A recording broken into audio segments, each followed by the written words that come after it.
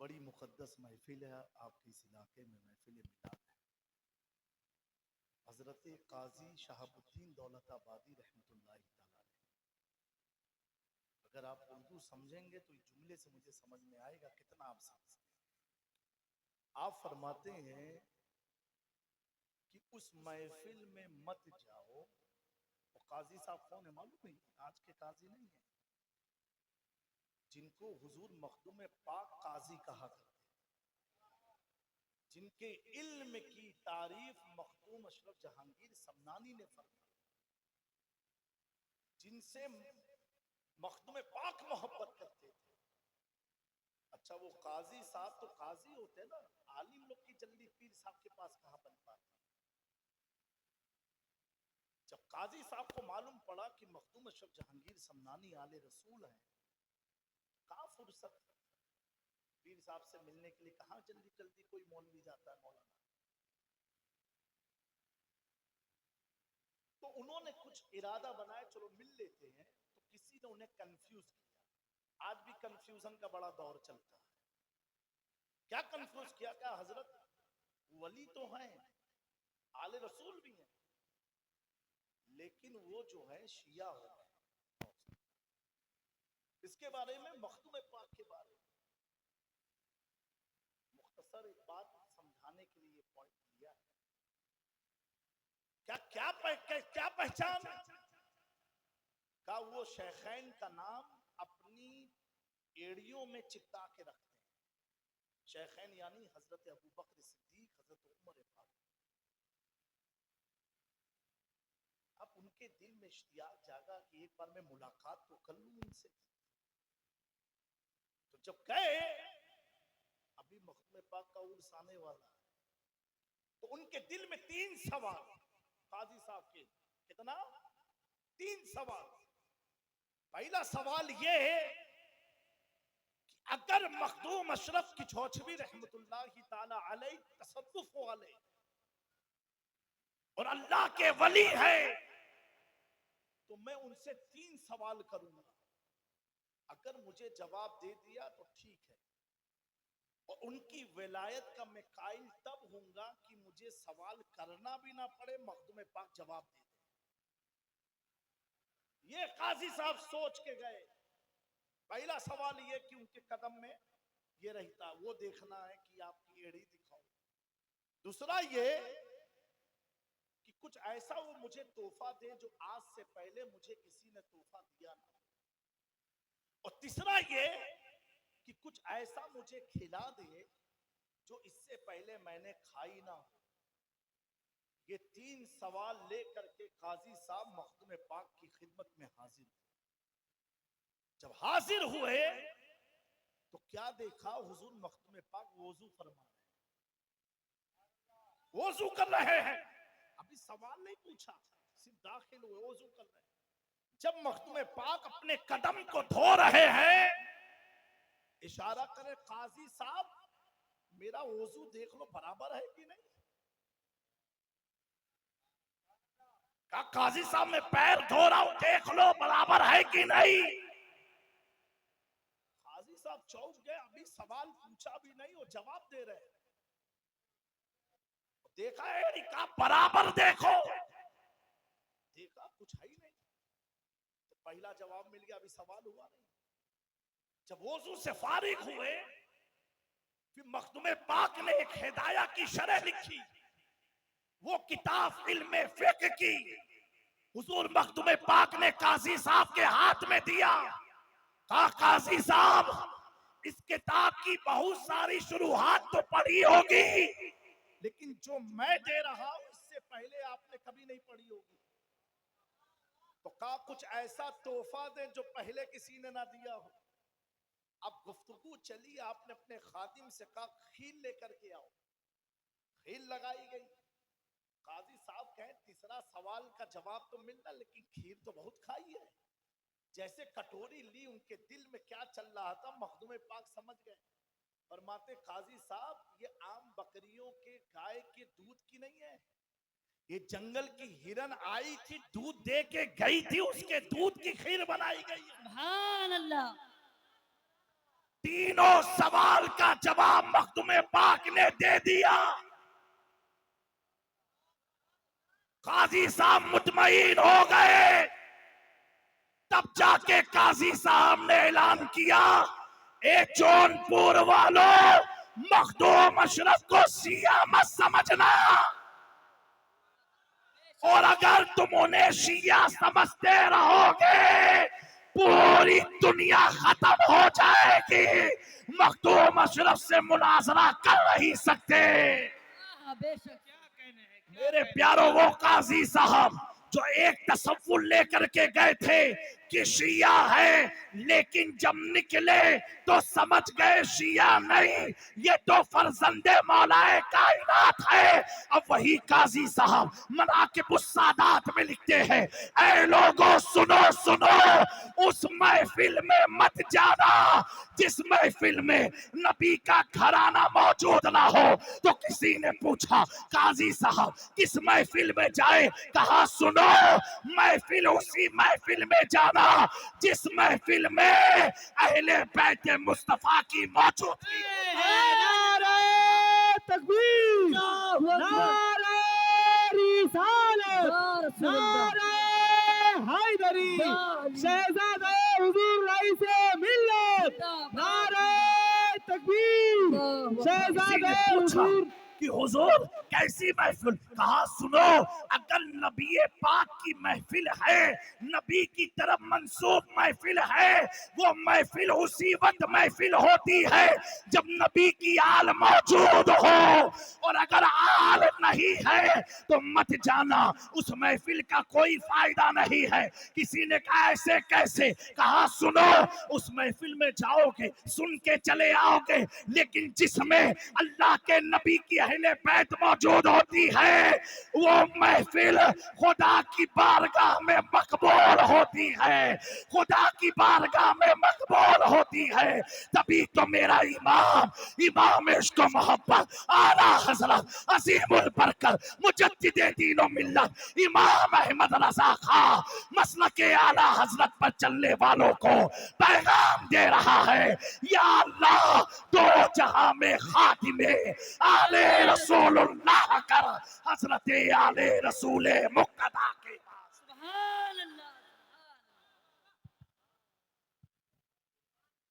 मेरे दोस्तों, बताना ये है, मुझसे पहले शाह साहब ने बयान किया अहले बैत के बारे में, मैं उसी से लगते बिलगते मौज़े आपके इमाम साहब ने बहलोल दाना के बारे में बताया।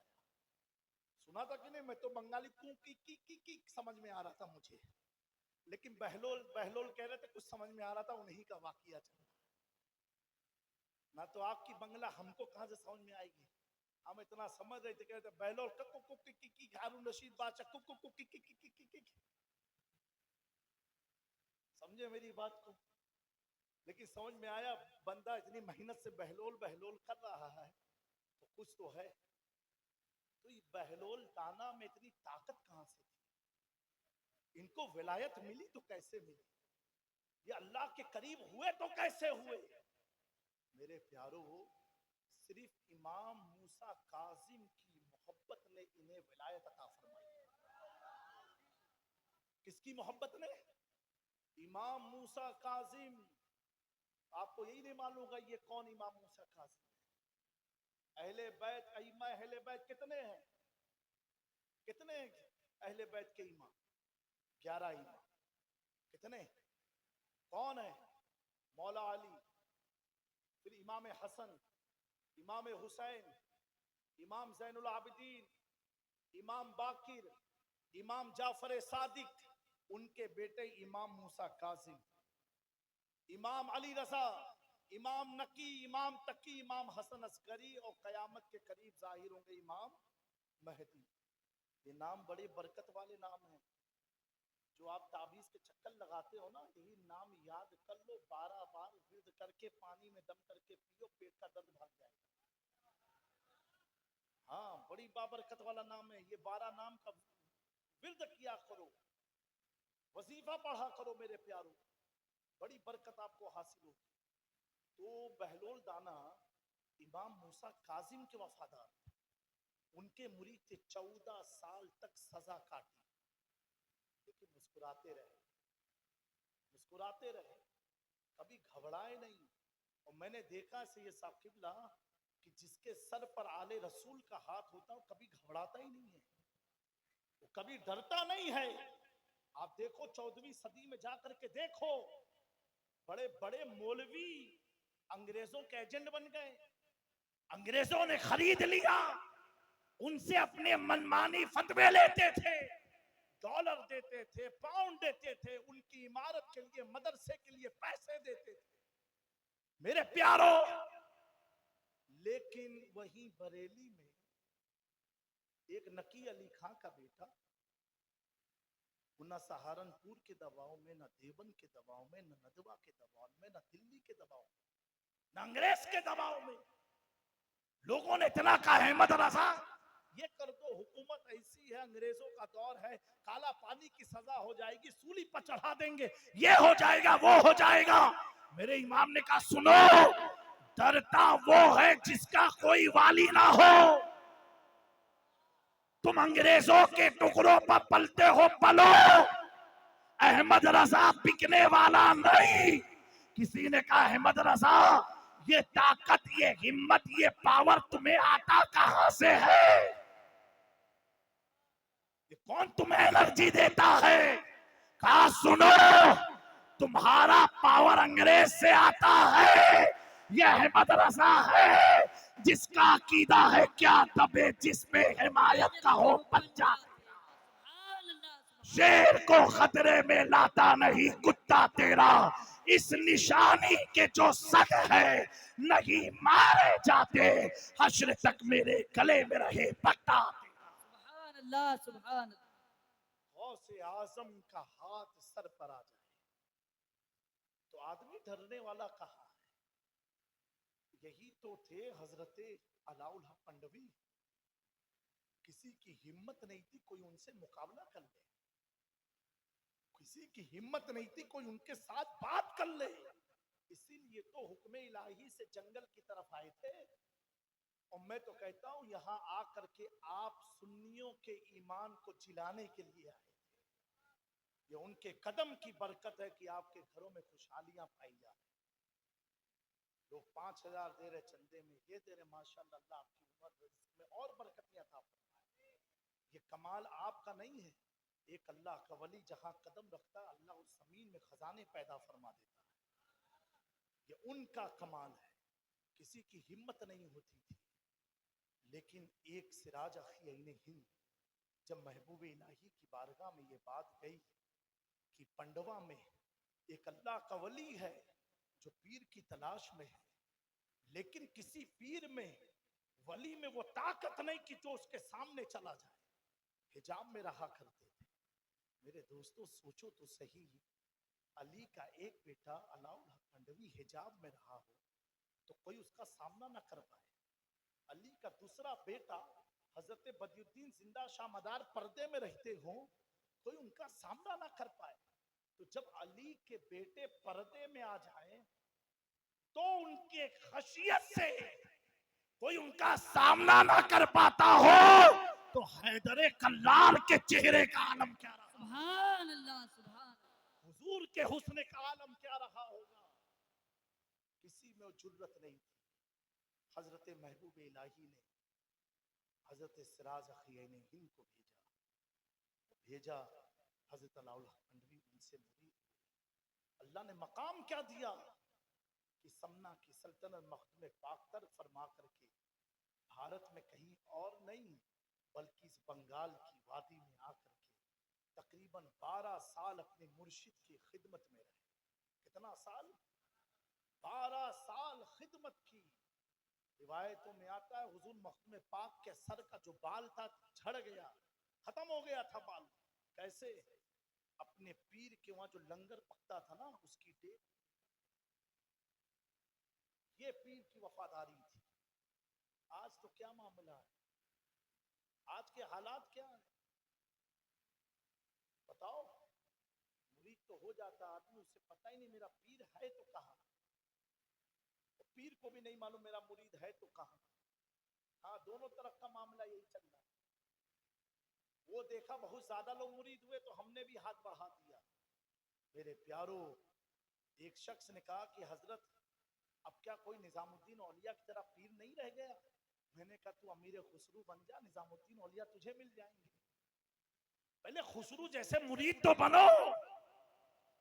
मेरे प्यारो, ये नफसी नफसी का दौर, पुरफितन दौर, जिस दौर में हम सब जी रहे हैं, ए अल्लाह के प्यारे बंदो, इबादत की तरफ आओ, रियाजत की तरफ आओ, अपनी गफलत वाली जिंदगी से बेदार हो जाओ।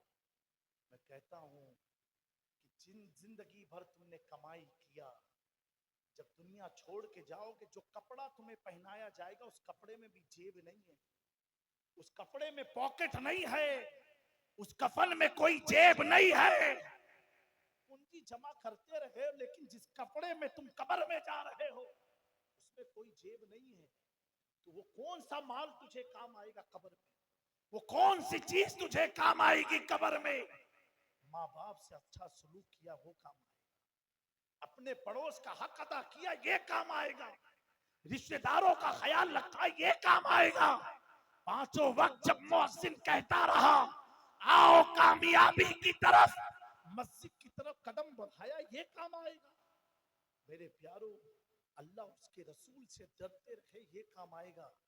बाकी तो दुनिया एक तमाशा बन के तुझे कब्र में उतार के मुस्कुराते हुए, आज का हाल इतना बुरा है कि पहले लोग कब्रिस्तान जाते थे आंखों से आंसू छलक जाता था, आज तो गुटखा पान खाते हुए जाते हैं, पान की लीच थूक करके निकलते हैं। दोस्तों, जिस जमीन पर तुम थूक करके गुजर रहे हो, ये जमीन चीख चीख के कह रही बेटा एक दिन तुझे मेरे ही अंदर आना है, मेरे अंदर समाना है। कि चीज के तकब्बुर ने तुम्हें कब्र के खौफ से दूर कर दिया, कि चीज ने तुम्हें, कि ज़ौम ने तुम्हें फिक्र आखिरत से दूर कर दिया। मेरे प्यारो, दुनिया में अंबिया हो, रसूल हो, औलिया हो, अक्ताब हो, गौस हो, उलमा हो, आलिम रब्बानी हो, सबको इतनी खशियत कि हजरत बहलोल दाना पूरी जिंदगी कब्रिस्तान में गुजारी, पूरी जिंदगी बगदाद के कब्रिस्तान में। किसी एक दोस्त ने कहा कि हजरत जरा बगदाद तो आ जाया करे, बगदाद तो देख ले। हजरत बहलोल दाना फरमाते हैं, कहते हैं सुनो सुनो, तुम्हारे शहर में कैसे मैं आऊं? कहा क्यों? कहा मैं तो देखता हूं कि हर रात हर दिन तुम्हारे शहर का एक जनाजा मेरे शहर में आया करता है, लेकिन मैंने कभी ये नहीं देखा कि मेरे शहर कब्रिस्तान से कोई मुर्दा उठ करके तुम्हारे शहर की तरफ जाता हो। मेरे प्यारो, कुछ तो होश के लाखों लो। ऐ मेरी कौम के नौजवानों, कुछ तो अपने अंदर तब्दीली पैदा करो।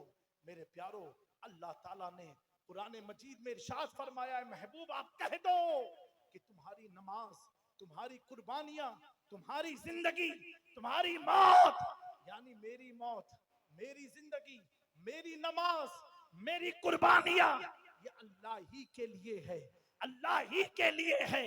आज तुमने मस्जिद के लिए डोनेशन दिया, अगर ये सोच के दिया कि लोग देखेंगे किसने इतना पैसा दिया तो मेरा चर्चा होगा, ऐसे पैसे को अल्लाह ताला कल कयामत के दिन उस बंदे के मुंह पर मार देगा अगर देखने दिखावे के लिए दिया। प्यारे आका सल्लल्लाहु अलैहि वसल्लम फरमाते हैं, इन्नमल आमालु बिन्नियात, तुम्हारे आमाल का दारो मदार नियत पर है। अगर नियत अल्लाह की रज़ा के लिए, अगर नियत अल्लाह की कुर्बत के लिए, अगर नियत मार्फत इलाही के लिए, अगर नियत आखिरत से बचने के लिए दिया है, ऐसी रकम को अल्लाह ताला अपनी बारगाह में कबूल फरमाता है।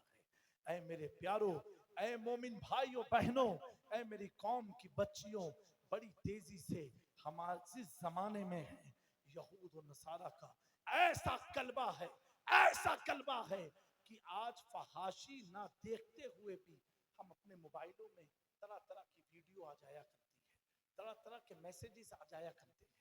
मेरे प्यारो, आज के वक्त में अपने ईमान को बचाना ये इतना मुश्किल है कि अल्लाह के नबी सल्लल्लाहु अलैहि वसल्लम ने फरमाया कि कयामत की निशानियों में से एक निशानी है कि ईमान बचाना इतना मुश्किल होगा जैसे हथेली पर कोयला, आग का कोयला रखना।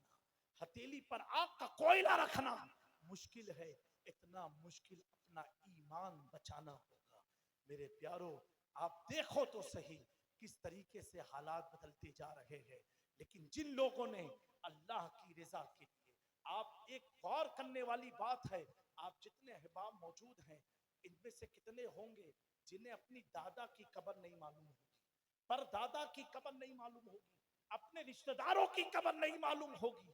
कितने ऐसे भी बदनसीब होंगे जिन्हें अपनी माँ की कब्र का इल्म नहीं होगा। अगर उनसे पूछा जाए तो कहेंगे मैं तो 4 महीने का था, 4 साल का था, अम्मा का इंतकाल हो गया, तो मुझे क्या मालूम कब्र कहाँ है।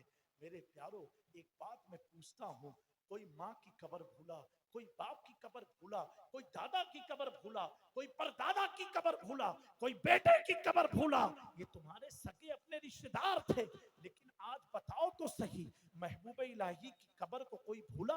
हजरत अनाउल हक पंडवी की कब्र को कोई भूला? हजरत सिराज अखियाइन हिंद की कब्र को कोई भूला? हजरत मखदूम अशरफ जहांगीर समनानी की तुरबत को कोई भूला? ख्वाजा करीम नवाज अताए रसूल सुल्तानुल हिंद की तुरबत को कोई भूला? गौसे आजम की मरकत को कोई भूला? क्या वजह है जिनसे हमारा कोई ताल्लुक नहीं? यानी कैसा ताल्लुक? ना हमारे घर के है, ना और हम उनकी औलाद में से है, फिर भी 1100 साल हो गए। हमें मालूम है शेख अब्दुल कादिर जिलानी गौस पाक की कब्र बगदाद में है, हमें मालूम है सुल्तानुल हिंद की कब्र अजमेर शरीफ में है, हमें मालूम है तारिकुल सल्तनत मखदूम अशरफ जहांगीर समनानी की कब्र कचौचा शरीफ में है, निजामुद्दीन औलिया की कब्र दिल्ली में है, कुतुबुद्दीन की कब्र दिल्ली में है, बाबा फरीद की कब्र पाकपटन शरीफ में है, अलाउल हक पंडवी की कब्र पंडवा में है। हमें मालूम है, जबकि ये ना मेरे रिश्तेदार है, ना इनकी औलाद में से है, ना हम इनकी औलाद में से, फिर भी मालूम है। और जिनका खून हमारी रगों में है, वो दादा की कब्र नहीं मालूम, अब्बा की कब्र नहीं मालूम, माँ की कब्र नहीं मालूम, पर दादा की कब्र नहीं मालूम, लेकिन इनकी कब्रें मालूम है। तो दोस्तों, पता क्या चला? जो आया दुनिया में अपने लिए आया, अपने घर के लिए आया, अपने परिवार के लिए आया, अपने लिए आया, तो उसका वजूद धरती मिटा दिया करती है। लेकिन जो दुनिया में समाज के लिए आया, इंसानियत के लिए आया, मानवता के लिए आया, अल्लाह की रजामंदी के लिए आया, रसूलुल्लाह के दीन की इताअत के लिए आया, अल्लाह अकबर, वो शख्स जब दुनिया से जाता है, हजारों साल भी हो जाए, कब्र चीख चीख के कहती है जमीन मैली नहीं होती, ज़मन मैला नहीं होता, मोहब्बत के गुलामों का कफन मैला।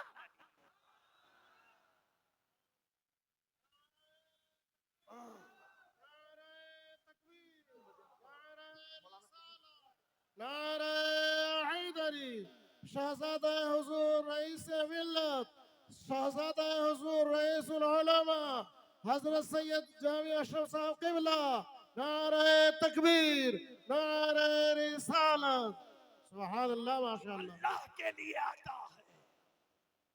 जाहिरी तौर पर मर तो जाएगा, मौत तो सबके लिए है, लेकिन उसका वजूद कयामत तक बाकी रहता है। आज हम अपने घर के बचाव में लगे, घर बच जाए, हिम्मत है किसी की गरीब नवाज की तुरबत पर बुलडोजर चला दे? हिम्मत है साबिर पाक के आस्थाने पर बुलडोजर चला दे, मखदूम पाक के आस्थाने पर? क्योंकि दोस्तों, जो इनका दुश्मन होता है, अल्लाह फरमाता हदीस कुदसी है, अल्लाह उनसे जंग का ऐलान करता है, अल्लाह उनसे जंग का ऐलान करता है। इन्होंने पूरी जिंदगी अल्लाह की रजा के लिए गुजारा। एक वाकया हुजूर मखदूम पाक ने लिखा है, सुनने का मूड है? जी, इरशाद। लिखा, ये बदरूद पाक पढ़ लीजिए, अल्लाहुम्मा मौलाना मोहम्मद व बारिक वसल्लम सल्लल्लाहु अलैहि वसल्लम।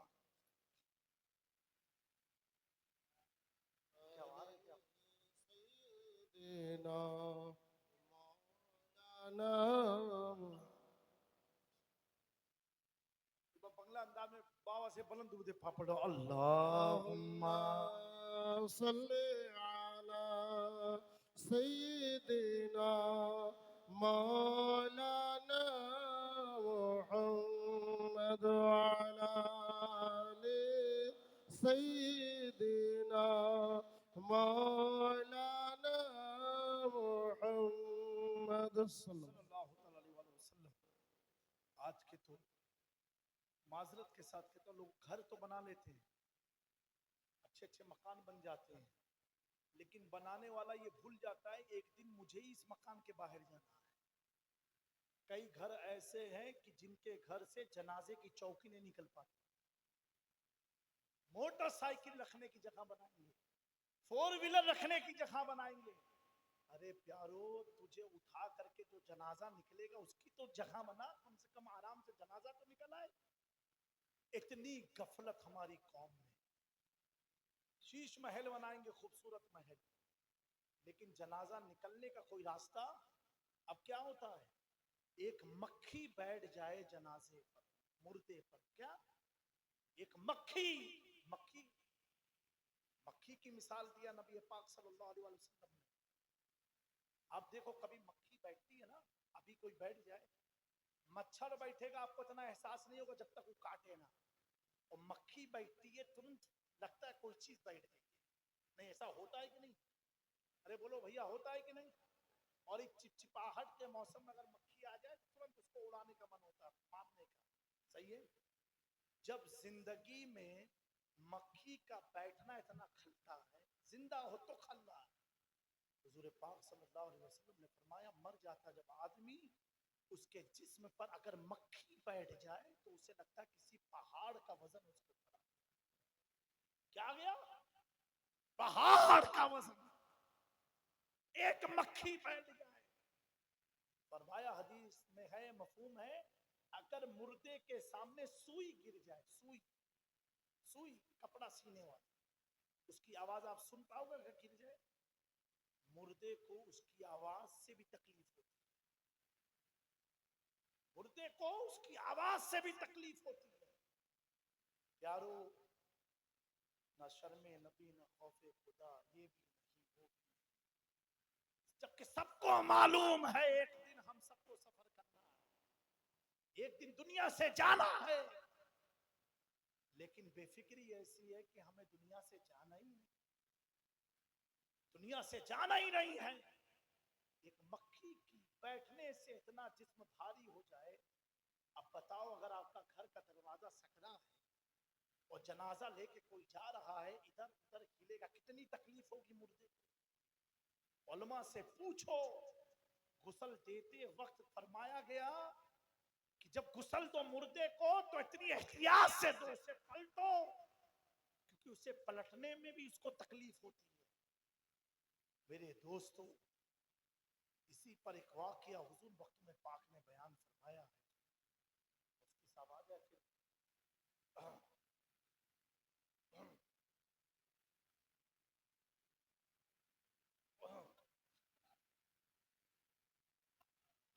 रिसालत, नारे रिसालत, हैदरी, नारे हैदरी, मसलके आला हजरत, मसलके आला हजरत, उलमाए अहले सुन्नत, उलमाए अहले सुन्नत, उलमाए अहले सुन्नत, नारे तकबीर, नारे रिसालत, नारे हैदरी, नारे हैदरी, मसलके आला हजरत, अजमते सादाते किराम, नारे तकबीर, नारे रिसालत, नारे हैदरी।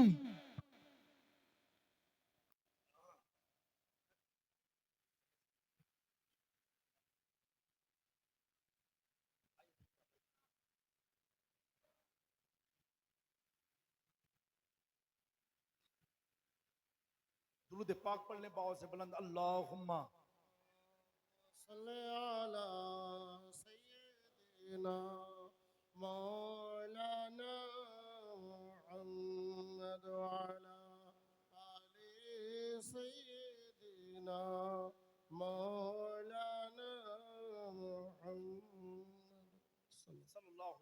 वसल्लम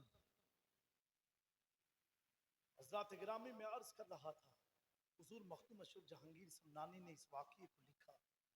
आप फरमाते एक शख्स था, मैंने देखा है दीन के लिए खर्च करना आदमी को बड़ा भारी पड़ता है, और अपने लिए कोई चीज करना बड़ा आसान लगता है। कितने की जमीन है? 5 लाख, 5 लाख चलो ले लिया। मस्जिद के लिए 50,000 बोला जाए तो आदमी की सांस फूलने लगे। 50,000 रुपया। मेरे दोस्तों, अगर दीन से इतनी दूरी रही तो आने वाला वक्त बड़ा ही नाजुक रहेगा। एक शख्स था, शॉर्टकट उसे चाहिए। मखदूम पाक फरमाते हैं वो गया हजरत अबू बकर शिबली की बारगाह में। कौन अबू बकर शिबली हैं? ये हुजूर गौसे आजम के पीरों के पीरों के पीरों के पीर हैं, हजरत अबू बकर शिबली, जिनकी मजार शरीफ बगदाद मोहल्ला में है। वो शख्स एक मौलाना के पास गया, कहा मौलाना साहब ज़कात का मसला क्या है? कहा 2.5% निकालो। उसने कहा चलो किसी सूफी के पास चलते हैं, किसी अल्लाह वालों के पास चलते हैं। ये मौलाना लोग तो अपने घर का फतवा देते हैं, कोई सूफी मिलेगा वो सही मसला बताएगा। मेरे प्यारो, सूफी हो या आलिम हो, आलिम हो या आरिफ हो, इस्लाम का हुक्म सबके लिए बराबर है, किसी के लिए कोई रियायत नहीं है। जो गया हजरत अबू बकर शिबली के पास, कहा हुजूर एक मसला दरियाफ्त करना। बोले क्या? कहा ज़कात का मसला है, कितना % ज़कात निकालना है? हजरत अबू बकर शिबली फरमाते हैं बता तेरे हिसाब से बताऊं कि मेरे हिसाब से बताऊं? ये मखदूम पाक लिख रहे हैं इस वाक़ये को। कहा शख्स बता तेरे हिसाब से बताऊं कि अपने हिसाब से बताऊं? वो शख्स कहता हुजूर दीन तो आपका भी इस्लाम है, मेरा भी इस्लाम है, तो इस्लाम का तो एक ही हुक्म है। तो कहा बेटा फिर सोच, तेरे हिसाब से बताऊं कि अपने हिसाब से बताऊं? कहा हुजूर आप अल्लाह वाले सूफी हैं, आप जो फरमाते। कहा बेटा सुन ले, अगर मैं अपने हिसाब से बताऊंगा तो दुश्वारी में पड़ जाएगा। कहा नहीं नहीं हुजूर, मैं एक मौलाना से पूछ के आया हूं मसला, मुझे आप अपने हिसाब का बताओ, क्योंकि मौलाना की बात मुझे समझ में नहीं आई। आप मुस्कुराए।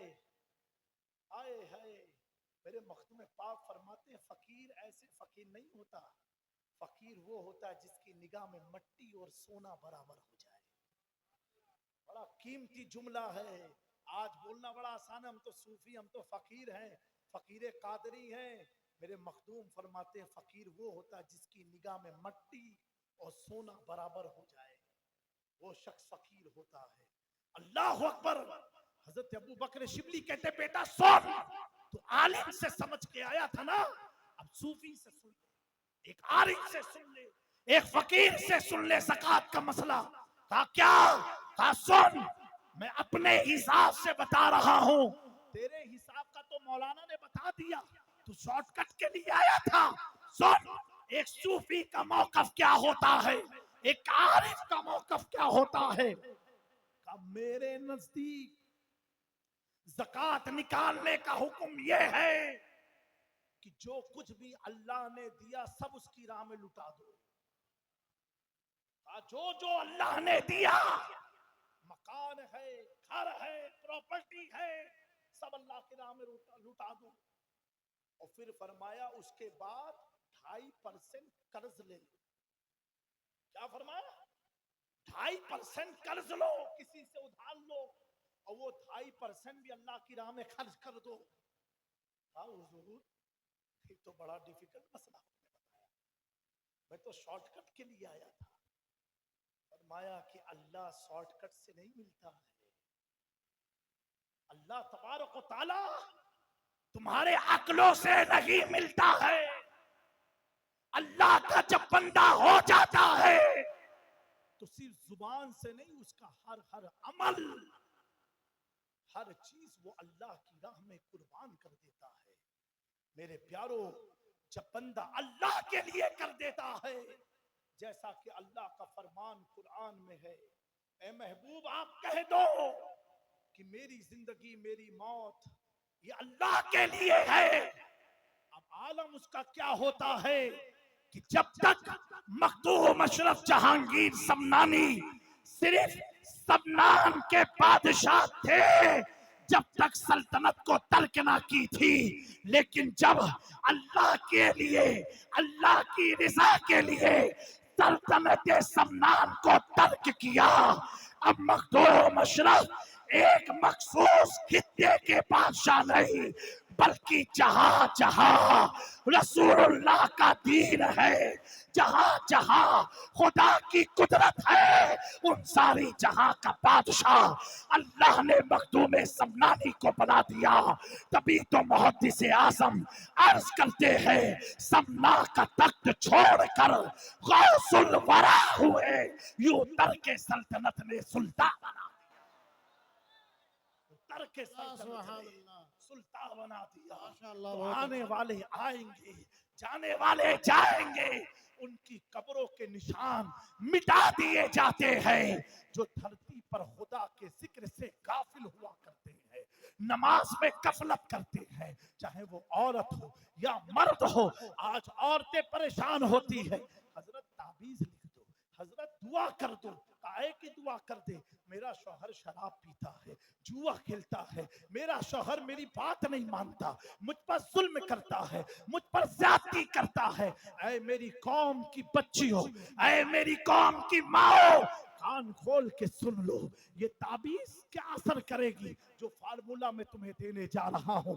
ऐ मेरी कौम की मौलतों, जब तुम रोटियां पकाओ, जब तुम खाने पकाओ, तब बावजू होकर के पकाओ, वजू के साथ पकाओ, ये सोच के पकाओ, ए अल्लाह मैं वजू के साथ तेरे मुस्तफा पर दुरूद पढ़ के रोटियां पका रही हूँ। जब मेरा शौहर खाए, उसके दिल को तू अपनी इबादत की तरफ माइल कर दे, उसके दिल में सख्ती को दूर कर दे। मेरे प्यारों, करो तो सही, 40 दिन तक अगर औरतें अपने औलाद को, अपने शौहर को तब्दील करना चाहती हो, दीन के रास्ते पर लाना चाहती हो, मैं अल्लाह की इज्जत की कसम खा के कह सकता हूँ, 40 दिन वोजू के साथ दुरूद पढ़ते पढ़ते खाना खिलाओ, 40 दिन पूरा भी ना होगा, तेरा शौहर नमाजी भी हो जाए। शराब से दूर हो जाए। तकबीर, नाराए तकबीर, नाराए रिसालत, नाराए हैदरी। सुभान अल्लाह। मेरे प्यारों नौजवानों, वोजू का माहौल क्रिएट करो। सुबह उठते हो कि नहीं उठते हो, टाइम नहीं पूछूंगा, सिर्फ उठते हो कि नहीं उठते हो ये बताओ। बोलो भैया, मुंह से कुछ तो बोलो। कितने लोग हाथ उठा करके बताए जो नहीं उठते हैं? अच्छा, उठते हैं ना आप लोग? टाइम नहीं पूछूंगा, उठने के बाद क्या करते हो बोलो, मुंह से बोलो। हमको निकलना है ट्रेन पकड़ने, क्या करते हो? आए हमें ब्रशे पहले कर ढली हो, पहले अपनी हाजत से फारिग होते को नहीं कि यहाँ पर नहीं होती हाजत। हाँ अच्छा, उससे होते हो, फिर क्या करते हो? मुंह से बोलो ना भाई। ब्रश करते हो, मिसवाक करते हो। हमने नमाज का टॉपिक पूछा ही नहीं है, हमको ना तुम्हें गुनहगार बनाना ना अपने आप को गुनहगार बनाना। हमने कहीं पूछा तुम उठने के बाद करते क्या, क्योंकि तर्क नमाज का इजहार भी करना बहुत बड़ा गुनाह है। और मुफ्ती साहब किबला मेरे मखदूम पाक की एक इबारत अभी जल्दी मैंने पढ़ी, आपने फरमाया गुनाह कबीरा में, ये याद कर लो जुमला, खासतौर से अशरफी लोग और सुन्नी तमाम जन्नती लोग, मखदूम पाक फरमाते हैं अगर कोई शख्स इबादत से गाफिल है, नमाज रोजा हज ज़कात से गाफिल है, और इस उम्मीद से है लगा हुआ, गफलत के बाद ये उम्मीद है कि मैं जन्नत में जाऊंगा, आप फरमाते ये उम्मीद भी गुनाह कबीरा है। ये उम्मीद रखना भी गुनाह कबीरा है। कहा ये तुम धोखा दे रहे हो अपने आप को। सोना जंगल रात अंधेरी छाई बदली काली है, सोने वाले जागते रहिए चोरों की रखवाली है। मेरे प्यारों, उठते हो, हाजत से फारिग हुए क्या करते हो? ब्रश तो ज्यादा लोग नहीं करते होंगे, कुल्ला कर लेते हो, ब्रश करते हो, मिसवाक करते हो, ठीक है। और क्या करते हो? चेहरा धोते होगे और पैर धोते होगे क्योंकि बाथरूम से निकल के आए, वॉशरूम से। मेरे नौजवानों, मेरा आना मैं कामयाब हुसूल उस वक्त समझूंगा जब आप इस फार्मूले पर अमल करोगे। आप उठो, उठने के बाद कुल्ला करते हो ना, हाथ धोते हो, कुल्ला करते हो। अब क्या करना, नाक में पानी डालो। चेहरा तो धोते ही हो, 3 बार धो लो, हाथ धो लो 3 बार, मसा कर लो, पैर तो धोते ही हो, पैर भी धो लो। क्या हो गया तुम्हारा? क्या हो गया? वजू हो गया। मुसलमान को नमाज से गफलत नहीं है, ये मेरा अपना तजुर्बा है। नमाज तो मुसलमान पढ़ना ही चाहेगा, फिर पढ़ क्यों नहीं पाता? वजू रुका हुआ है, वजू की असकत है। तो अगर तुम सुबह उठ के चेहरा धोते हो, कुल्ला करते, पैर धोते हो, 3 चीज और बढ़ा दो, वजू हो गया। अब जब बावजू होके घर से निकलोगे, हिफ्ज़ो अमान में आ जाओगे, फरिश्ते साथ साथ रहेंगे, तिजारत में बरकत होगी। और जैसे ही सुनोगे हय्या अला सलाह, अब तेरा वजू कहेगा चलो नमाज में पढ़ लेते, चलो नमाज पढ़ लेते हैं। ये वजू की पाबंदी शुरू कर। ये बीमारी कसरत से पाई जाती है नौजवानों में। हम लोग सोशल आदमी, हजरत नापाक हैं। अरे मुसलमान नापाक होता है? औरत हो गए क्या तुम लोग? तुम नापाक नहीं। क्यों नापाक हो बेटा? तो कहेगा हजरत खड़े खड़े पेशाब कर लिया था। एक बात बताओ, अगर तुमको मालूम है तुम्हारे इल्म के हिसाब से कि खड़े होकर के पेशाब करना नापाकी होती है, ठीक है, अगर तुम मर गए तो किस हालत में मरोगे? आज जो हार्ट अटैक बढ़ रहा है ना, गूगल में जाके सर्च करो, उसका सबसे बड़ा रीजन साइंस बता रहा है खड़े होकर के पेशाब करना। क्योंकि जब आदमी खड़े होकर पेशाब करता है तो उसकी बॉडी का ब्लड सर्कुलेशन बहुत ज्यादा तेजी से चलता है, कभी कभी वो हार्ट को जाकर के अटैक मार देता है। और जब आदमी बैठ के करता है, आप फर्क देख लो, मैं दावत नहीं दे रहा हूं कि आप खड़े होके करो, बैठ के करो, फर्क कभी देखना, देख लेना मेरे दोस्तों। तो क्या नापाकी में जाओगे दुनिया से? जब तुझे मालूम है मरना सबको है, तो नापाकी कैसे? नहीं हजरत, वो पेशाब करने के बाद ना, वो पेशाब के कुछ कतरे पैंट में गिर जाते हैं, इस वजह से मैं नापाक हूं। तो दोस्तों, पेशाब के कतरे नहीं है, उसको भी तुम पाक कर सकते हो। कैसे करना? अगर चंद कतरे गिरे हैं, आप जब वजू खाने में जाओ, पानी लो हाथ में, छोड़ दो, पानी गिरा दो, उस जगह पर छिटका मार दो पानी का, पाक हो गया। कहां आप लंबे प्रोसेस में चले जाते हो?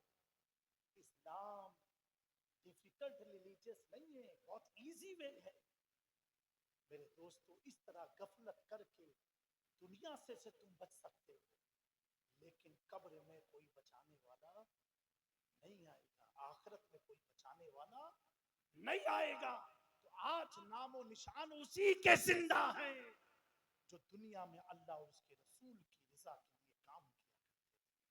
बस इन चंद जुमले पर मैं अपनी बात को खत्म करता हूँ। मेरे इमाम ने बड़ी प्यारी बात कही थी, काम वो ले लीजिए तुमको जो राजी करे, ठीक हो नामे रजा, तुम पे करोड़ों दुरूद। ऐ मेरे सुन्नी जन्नती भाइयों, अपने अमाल की इस्लाह करो, अपने बच्चियों को इबादत की तरफ रागिब करो, उन्हें भी दीन की तरफ लेकर के आओ, गफलत की जिंदगी से बेदार हो।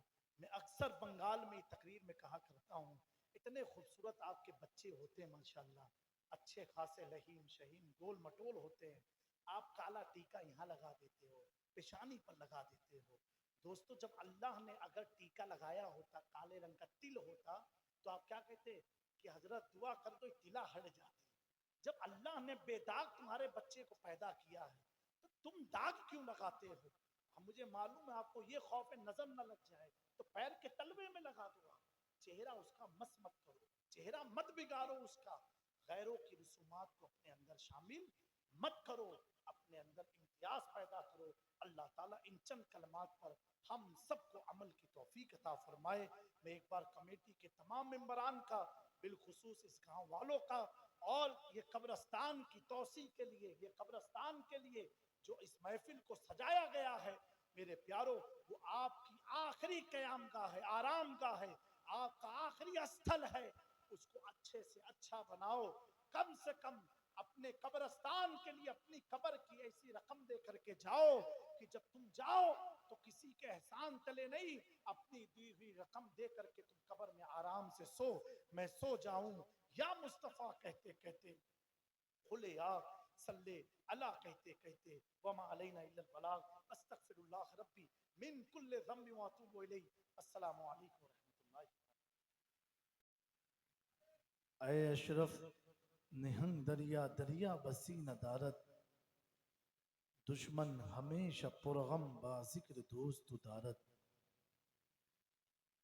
हजरत सैयद अली सैयद वली इमदाद कुन, बंदगाने खैशरा अजहर अलम आजाद कुन।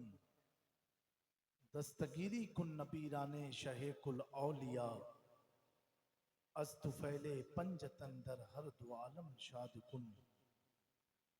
मिंबरे नूर पर तशरीफ फरमा, बावकार उलमाए ज़वील एहतराम, अइम्माए मसाजिद, बिलखुसूस खानकाहे शहबाजिया के चश्मो चिराग आले रसूल, मेरे सामने बैठी हुई प्यारी प्यारी सुन्नी अवाम, पर्दा नशी ख़वातीन इस्लाम, अस्सलामु अलैकुम व रहमतुल्लाहि ताला व बरकातुहू।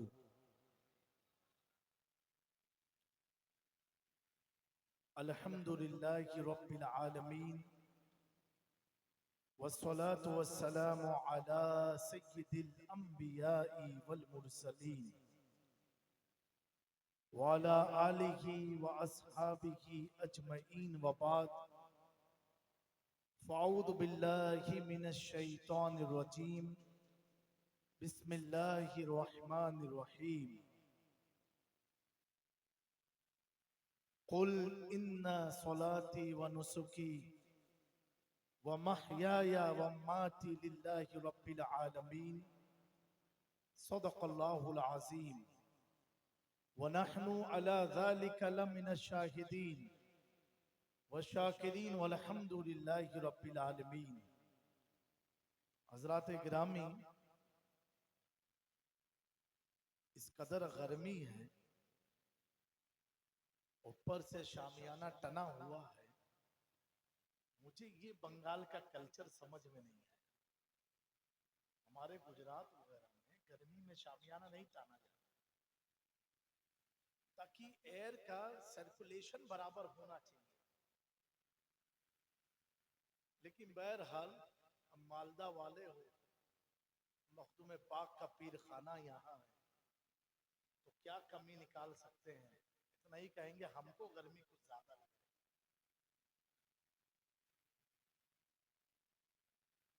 और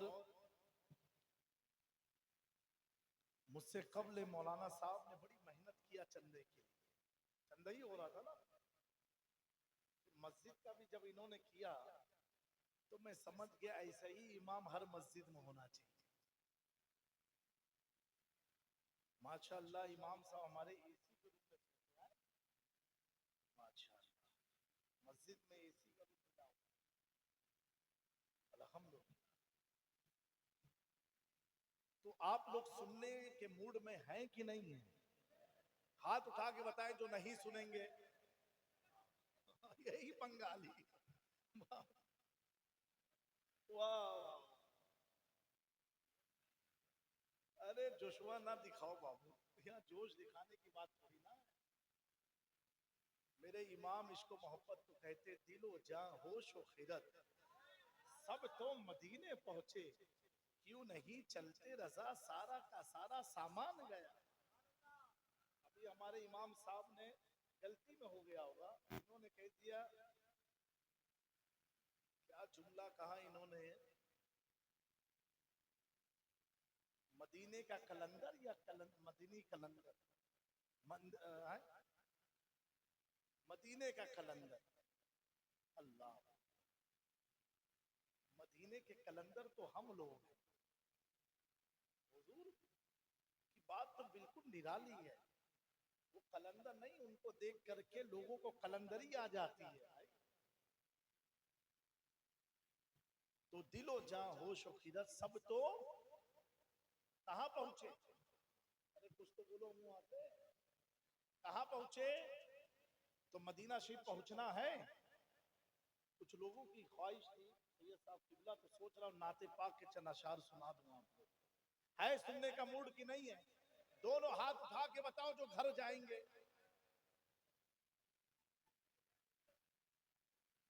तो एक बार बिल्कुल इश्क और मोहब्बत में डूब करके बंगला अंदाज में दुरूद पाक पढ़ो।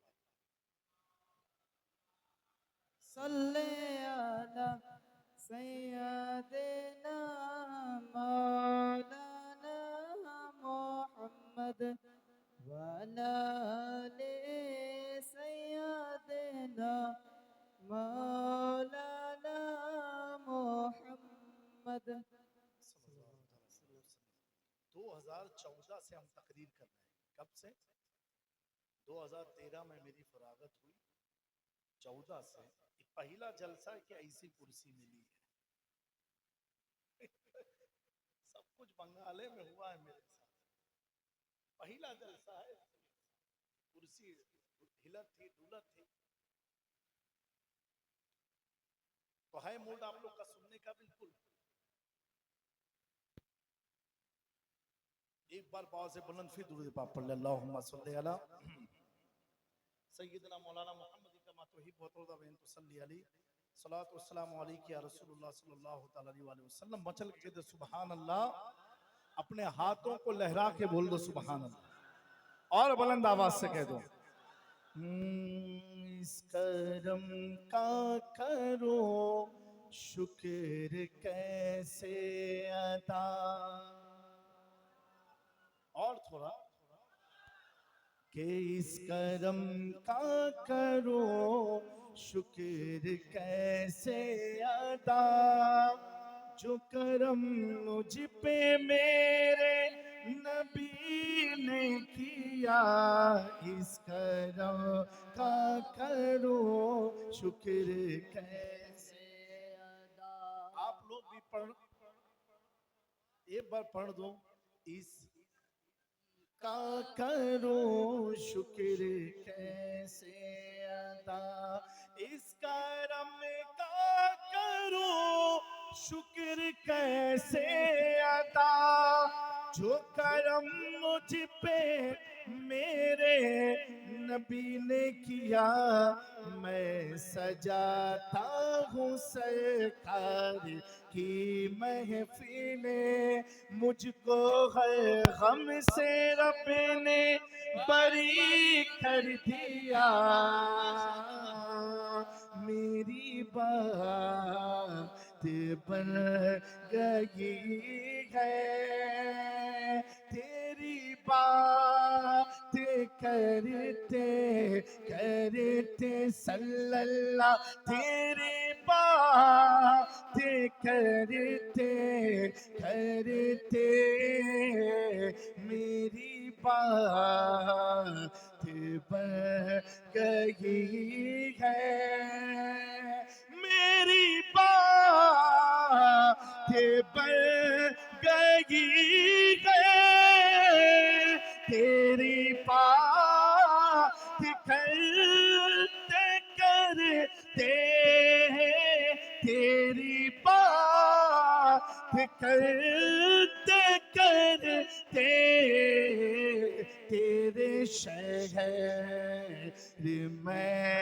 मैं आऊं, तेरी नाते पढ़ते पढ़ते सल्लल्लाह, तेरी नाते पढ़ते पढ़ते तेरे शहर मैं आऊं। या रसूल अल्लाह या हबीब अल्लाह, या रसूल अल्लाह या हबीब अल्लाह तेरे शहर मैं आऊं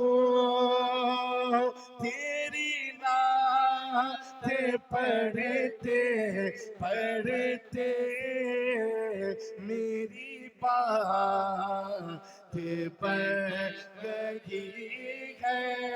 कैसे जाना है मेरा इमाम बताता है, हाजियो आओ शहंशाह का रोजा देखो, काबा तो देख चुके, काबे का काबा देखो, गौर से सुन तो रजा काबे से आती है सदा, मेरी आंखों से मेरे यार का रोजा देखो, तेरे शहर मैं आऊं तेरी नात पढ़ते पढ़ते।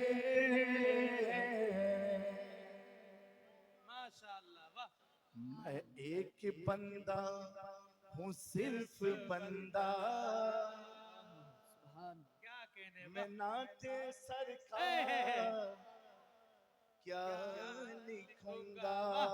बड़ा प्यारा शेर है ये, अल्लामा इश्तियाक सैयद इश्तियाक अल्लामा साहब भागलपुरी रहमतुल्लाह तआला ने लिखा है, मैं के बंदा हूँ सिर्फ बंदा, मैं नात सरकार क्या लिखूंगा, खुदा नहीं हो कि उनकी मिदहते मैं 30 पारे उतार दूंगा, तेरे शहर मैं आऊं।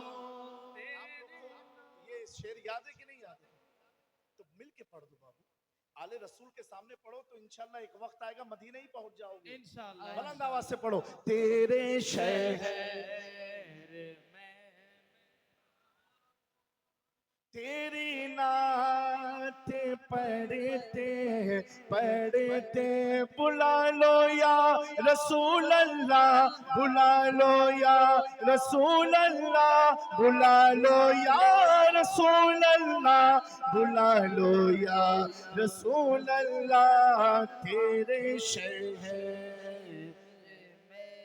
मैं आऊं तेरी नात पढ़ते पढ़ते तेरे शहर मैं आऊं, तेरे इश्क की बदौलत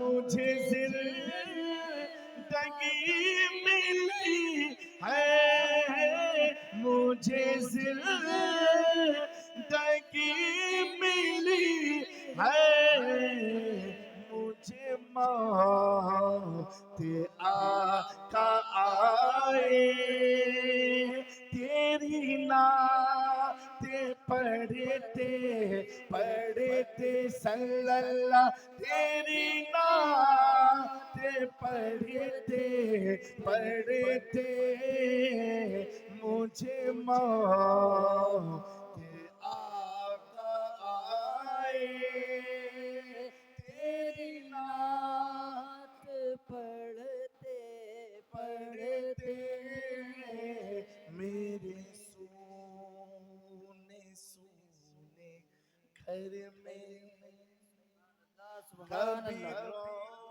रौनके अता हो, सुना है आप हर आशिक के घर तशरीफ लाते हैं, मेरे घर में भी हो जाए या रसूल अल्लाह, अल्लाह, मेरे दिल में भी हो जाए चरागा।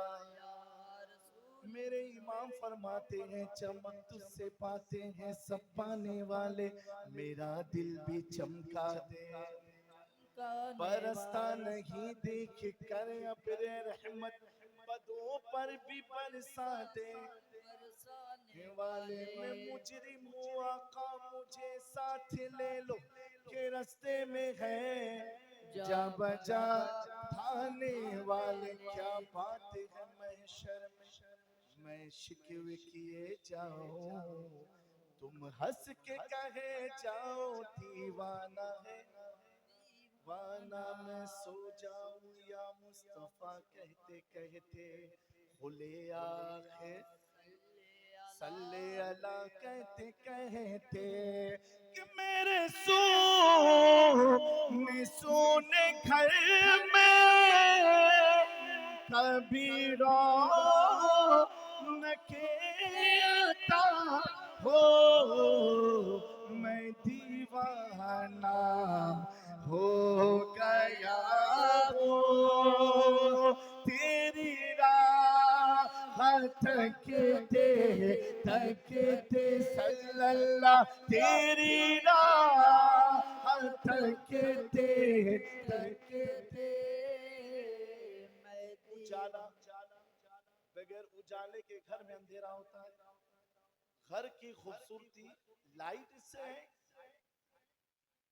कि अंधेरे से घर जितना भी खूबसूरत हो लाइट ना हो तो सब काला ही काला नजर आए लाइट का होना बहुत जरूरी है इसीलिए आप देखो जिस गाड़ी की लाइट सही नहीं होती रात में वो ड्राइवर ड्राइविंग करेगा भले मर्सिडीज हो BMW हो कहेगा भैया कोनो गाड़ी हो लाइटिए सही नहीं तो काम चलाएगा सही बात है कि नहीं समझे आप मेरी बात को अब लाइट हुजूर नूर है अल्लाह और वो नूर तुम लोग को चाहिए कि नहीं चाहिए वो रोशनी चाहिए तुम मेरे प्यारों ये भी फार्मूला बरेली से इमाम इश्क मोहब्बत ने दिया सुभान अल्लाह। हाँ अगर तुम गरीब हो मदीने नहीं जा सकते हो तो आला हज़रत कहते हैं नूर चाहिए तो सुन लो सुबह तैबा में हुई बटता है बाड़ा नूर का सदका लेने नूर का आया है तारा नूर का अब मालदा वाला सोचेगा ये तो जिसने सुबह तैबा में देखी मैं तो मालदई के बाहर नहीं जा पाया फिर आला हज़रत कहते हैं और सुनो नारियों का दौर था दिल चल रहा था नूर का तुमको देखा हो गया ठंडा कलेजा नूर का सुभान अल्लाह। मालदा वाले सोचेंगे उस जमाने में हम थे ही नहीं अब आला हज़रत और आगे बढ़ते हैं चांद झुक जाता जिधर उंगली उठाते महद में क्या ही चलता था इशारों पर खिलौना नूर का मालदा वाले कहेंगे आला हजरत अभी भी कुछ समझ में नहीं आता चांद तो देखा है उस नूर वाले को नहीं देखा अब आला हजरत कहते हैं नूर बिनते नूर जौसे नूर उम्मे नूर नूर नूर मुतलक की कनीज अल्लाह रे लहना नूर का बड़ी गाढ़ी उर्दू हो गई आला हज़रत ये भी समझ में नहीं आया तो कहे बंगालियों अब तुम्हारे समझ के लिए बड़ा आसान है तेरी नस्ल पाक में है बच्चा बच्चा नूर का सुभान अल्लाह।